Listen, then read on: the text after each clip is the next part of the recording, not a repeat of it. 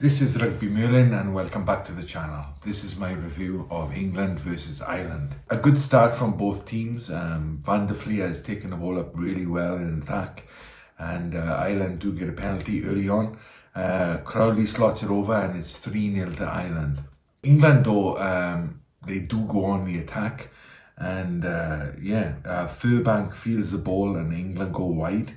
And Lawrence manages to scoot over in the corner untouched, and they get their first try of the match. Unfortunately for Ireland, Nash is KO'd in the middle of the field during that attack, and he has to go off, and he stays off permanently if he fails his HIA.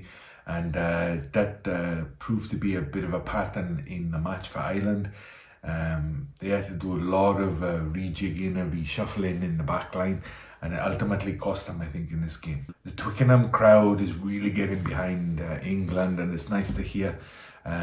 They cheer every little victory that England have, and Van der Fleer is really like being a one-man army, really, in keeping Ireland in the match. Him, along with Bandiaki, were the standout players for Ireland today. Ireland look a bit shell-shocked, to be honest with you, and England definitely took them by surprise with the ferocity of their attack and their defence in this match. Aki is smashing people left, right and centre, and a great tackle from Doris out wide on Fire Wabusu, who's already looking very dangerous. It keeps Ireland in the match, but it's swinging back and forth early on. England get a penalty for their troubles and slotted over, and it's 8-3, so an early lead for the English. Ireland to work their way back up the pitch and get some good territory, and it always pays dividends if you're in the right place on the pitch and get a penalty, kick it over, and it's 8-6. England can't manage to convert all of their pressure into points, and fortunately for Ireland, Aki's playing amazingly, and also Ford hasn't bought his kicking boots. He misses a couple of kicks and keeps Ireland in the match. Tommy Freeman, who's come into the side recently, really looks the part. He hits the line really well and really gets involved in the game. England are looking very dangerous on the attack, but Ireland just managed to break it up. A mistake from England gave Ireland a very, very good attacking lineup just before the halftime whistle, but England managed to repel them, and it goes into the second half 12-8 in favour of Ireland, so a very close first half. The second half starts a bit scrappily, but Fayoboso is coming off his wing and looking for work. And you got to say, when the last time you saw the England wingers coming in looking for work like that? It's such a refreshing change, but as a neutral, and also must be really pleasing as an England fan. So even though not everything comes off them, they're getting really involved in the game. Van der Fleer has another big play and another big turnover. He's playing really excellently, and the best player in the Irish back row today, without a doubt. But when they do turn the ball over, he links up with number 8, Doris, who puts in a lovely pass, and they go around the England rush defence, and the ball goes out to Lowe on the wing, and he scoots over and gets a very nice try, and that's early on in the second half. So looks like now Ireland are really finding their groove, so warning signals for England at this point. So at 17-8 to Ireland, it's looking like Ireland are going to choke England out of this match, and England's heads do seem to have dropped a little bit, and you're looking for Ireland to really now get some real dominance on the scoreboard. But Furbank, that guy, he just seems to have an infectious energy, and he infects the England team, and they go on the attack. And he starts the move. A little bit of a question of whether his foot is in touch, but he ends up starting and finishing the move, and England get over for a try, and that really was a lifeline for them and got them back in the match. But absolutely fantastic try. I mean, one of the best I've seen for a while, and such a crucial time in the match as well. So yeah, game on. So at this point, things start to go a bit wrong for Ireland. I think luck just doesn't go their way. Frowley gets an injury, goes off. Jameson Gibson Park, who's like such an integral part of this Irish team, he goes on to the wing where he plays amazingly. By the way, he's such a class player. He can even play a world class wing level, but he's so quick. But they miss his speed at the breakdown. Conor Murray comes on, and you have to call into question that 6-2 split then, just because of the circumstances of the game. But it was a risk by Farrell, and didn't pay off today. Yeah, and the little moments seem to pile up for Ireland in England's favour. I can hear cries from Jamie George, stay in it, at the line out, and I think that sums up their performance, because they could have quite easily given up the ghost. And to cement that, Omani gets yellow carded. Ben Earl makes a nice break up the guts, and Omani kills the ball pretty obviously, to be honest. No questions with the yellow card.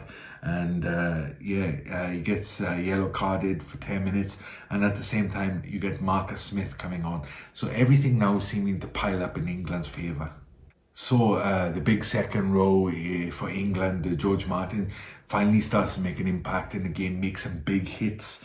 And Ben Earl gets to finish what he started, back with that break, and gets over for a try, gets around Aki, and it's kicked for 2017 with about 20 minutes to go. So it's all to play for. Frantic attack from Ireland, but England do manage to hold on, and then they get a trio of substitutions. Danny Kay, Elliot Daly and Don Brandt coming on with about 10 minutes to go. So you're interested now to see how this game is going to go. I mean, at this point, like, nobody knows what's going to happen. It's so close, and Ireland are definitely still in it.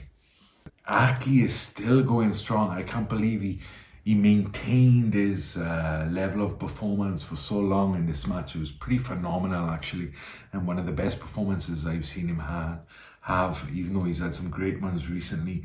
Earl does manage to get a turnover, which is a big play for England, and everything seems to be happening in slow motion now.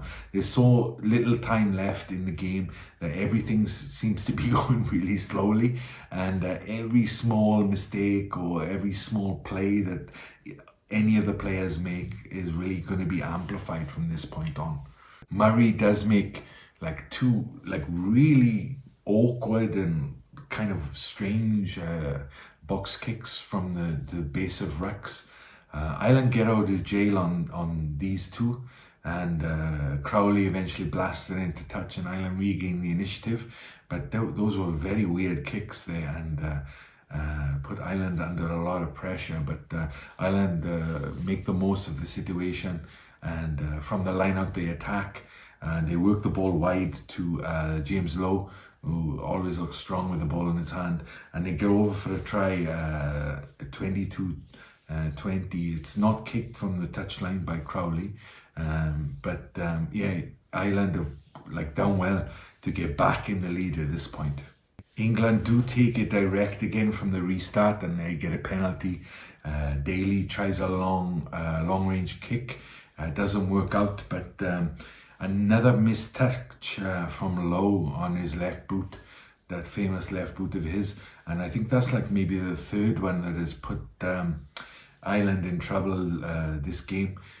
So that has been a weak point for him, which is usually such a strength. But Ireland scramble to cover from the resulting counter-attack. And there's going to be a few more errors, it seems, made in this game. So when England do get the ball back, they initially look like they've kind of messed up their attack, but Fayowabusu put some like directness and power, and he really is a powerful runner. It's quite incredible. He shoots forward and seems to make like 10-15 meters in absolute seconds. The ball is spun out to the other side of the pitch, and Ireland concede a penalty. England maintain the attacking flow, and Ireland concede another penalty, and they're really under pressure now. But there's no time on the clock at all. The referee has called a penalty advantage, but Marcus Smith gets a ball. He kind of scuffs over his drop goal, and yeah, England claim the win. And yeah, what a match, drama at the finish, but you kind of sense that it would be just from the first 5 minutes of the game. So there was no surprise there, really. It was just a matter of who was going to take it. I think Ireland put themselves all through the match in a position to win it, but England maybe just wanted it a little bit more at the end of the day.